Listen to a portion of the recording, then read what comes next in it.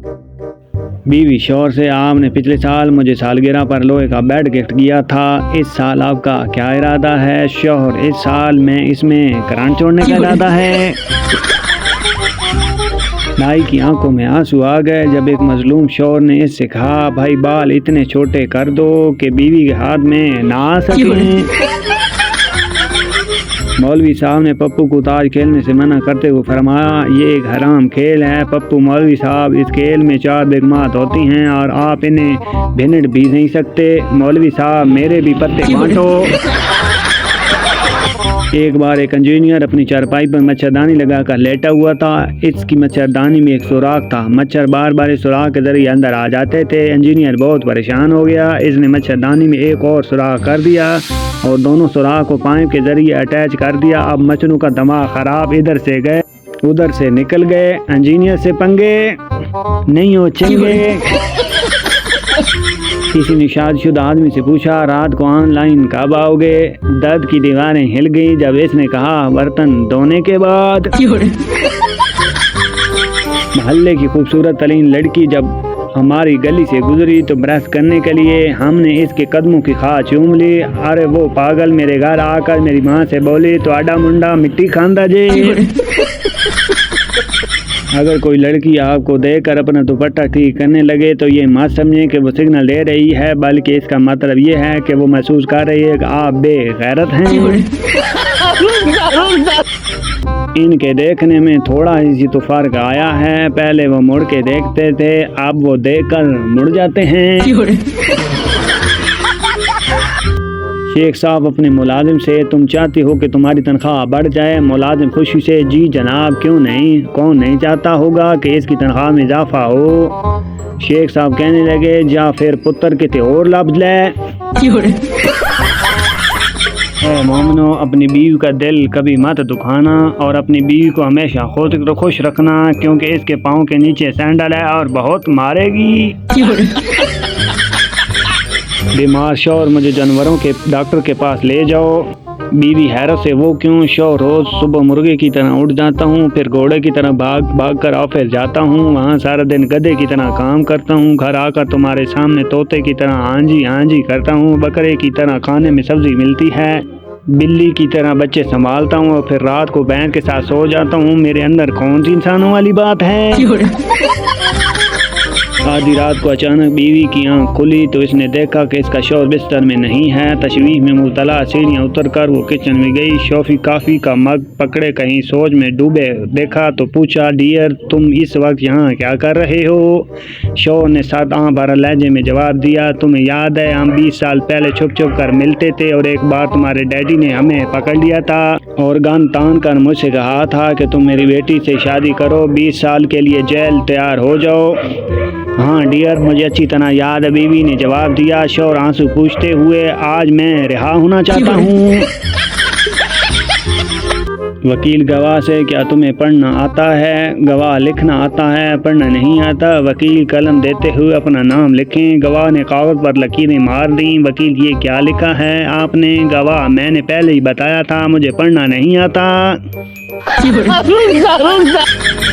दादा और दादी ने अपनी जवानी के दिनों को ताज़ा करने का सोचा, फैसला किया कि दरिया के किनारे मिलेंगे। दादा तैयार हो गया, दरिया के किनारे पहुंच गया और बहुत इंतज़ार किया पर दादी ना आई। दादा गुस्से से भरा हुआ वापस आया। दादी कुर्सी पर बैठी मुस्कुरा रही थी। दादा दादी से, तुम क्यों नहीं आई? दादी दुपट्टे को उंगली में घुमाते हुए आकर बोली, अम्मी ने जाने नहीं दिया। बीवी शॉपिंग करके घर आई और शौहर से बोली, देखिए मैंने आपके लिए कितना अच्छा रुमाल लाई हूँ। शौहर ने हैरत से कपड़े को देखा और बोला, इतना बड़ा रुमाल, ये तो कुछ 6 गज का होगा। बीवी बोली, आपके रुमाल से जो कपड़ा बचेगा मैं इसका सूट सिलवाऊंगी। 70 साला बाबा, दिल चाहता है शादी कर लूँ। दोस्त कर लो बाबा, किसी बेवा से कर लो। दोस्त कंवारी से ही कर लो, बेवा तो इसने ही हो जाना है। चौधरी साहब और मलक साहब में ये मुकाबला था कि कौन फजर में सबसे पहले मस्जिद में पहुंचता है। चौधरी साहब हमेशा ही मलक साहब से पहले मस्जिद में होते थे। आखिर एक दिन मलक साहब ने चौधरी साहब से पूछा, तुम कैसे मैनेज कर लेते हो?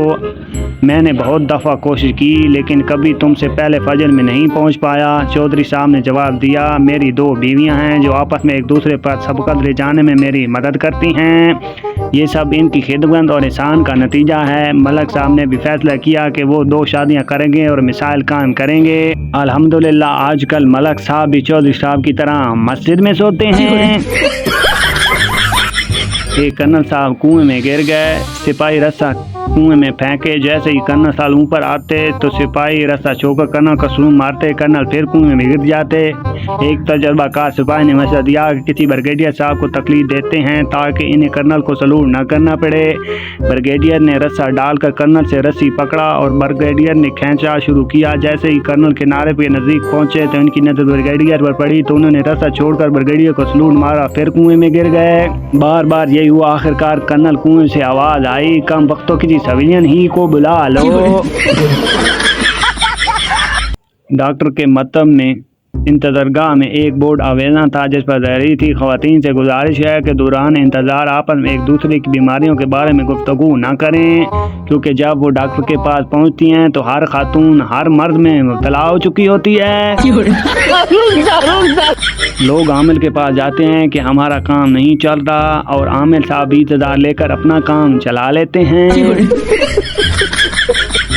सरदार बलदेव सिंह सड़क के किनारे चल रहा था कि अचानक जब इसने एक दीवार पर लिखा हुआ देखा, पढ़ने वाला गधा। सरदार बलदेव सिंह को बड़ा पढ़ चुकने के बाद बहुत गुस्सा आया, क्योंकि इसने ये तारीफ पढ़ी है, अब मैं गधा हूँ। बदला लेने की ठानी। दुकान पर गए, सफ़ेद चूना बाल्टी काला रंग खरीदा और वापस आकर पहले तहरीर पर सफ़ेद चूना फेरा कर साफ कर दिया। अब इस पर बड़ी खुदखत्ती से लिखा, लिखने वाला गधा। अगर आपकी मकनातीसी कशिश के बावजूद लड़की आपकी तरफ तवज्जो नहीं देती तो समझ जाओ लड़की में आयरन की कमी है। गर्मी में रंग इतना काला हो गया है कि जिस साबुन से नहाओ 5 मिनट बाद वो साबुन भी गंदे पर तौलिया डाल के नहाने चला जाता है। मियाँ बीवी में ज़बरदस्त बहस हो रही थी कि लग रहा था कि बस अब लड़ाई शुरू होगी। शौहर बीवी को मुसलसल दलीलें देकर कायल करने की कोशिश कर रहा था, मगर बीवी टस से मस नहीं हो रही थी। फिर बीवी ने सिर्फ एक ही जुमले से सारी बहस ख़त्म कर दी। क्या खूबसूरत जुमला था, तुम जीतना चाहते हो या जीना चाहते हो। उम्मीद करते हैं आज की वीडियो आपको पसंद आई होगी, आपने एंजॉय किया होगा और आप इससे महसूस होंगे। अगर वीडियो आपको अच्छी लगे तो हमारे चैनल को सब्सक्राइब और हमारे वीडियो को लाइक ज़रूर करें, ताकि इस तरह की हम अच्छी इंफॉर्मेटिव इंटरटेनिंग वीडियो हम आप तक लाते रहें। वीडियो बनाने का मकसद सिर्फ़ और सिर्फ आपको इंटरटेन करना होता है, आपके चेहरे पे हंसी, आपके चेहरे पे मुस्कुराहट लाना होता है। हमारा मकसद किसी कौम, फ़र्द या किसी शख्स की दिल आज़ारी नहीं होता। अगर हमारे किसी एक्ट की वजह से किसी की दिल आज़ारी हुई तो उसके लिए हम मदद करते हैं। आखिर में यही गुजारिश है कि चैनल को सब्सक्राइब, वीडियो को लाइक ज़रूर करें। मिलते हैं एक और वीडियो के अंदर। अल्लाह हाफ़िज़।